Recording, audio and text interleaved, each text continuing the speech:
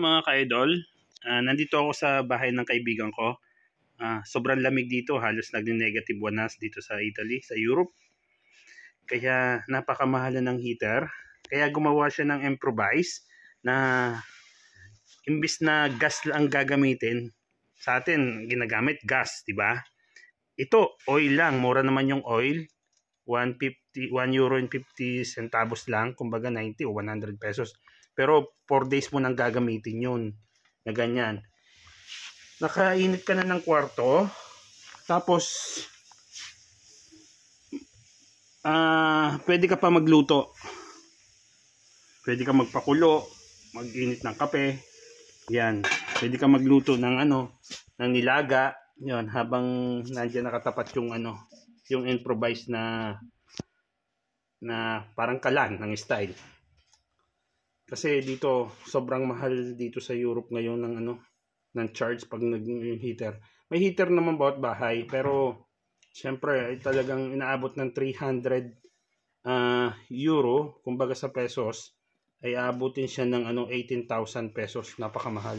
Ay kung ganito baka wala pa kaming aabutin 100 euro o baka 50 euro lang. 3-in-1 na to. Kaya kung ako sa inyo, yung mga nagtitipid, mas mainam na gumawa na rin kayo. Itong lata na to, lata ng tuna to, yung tono. Tatanggalin nyo yung laman, tapos pag natanggal, lagyan nyo ng oil na yung halos mapuno ng para ganyan. Yung isang puno ng oil na ganyan, abot hanggang umaga. Kaya okay na okay. May ilaw ka na, may heater ka pa. Hindi naman heater na heater talaga, pero at least malaking bagay. 6 yan oh. Talaga makakainit yan.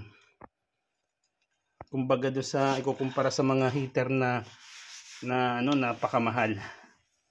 Okay na okay to. 4 days na niyang ginagamit yan, kaya ayos. Yung isang oil parang 1 liter lang. Patingin ng 1 liter na.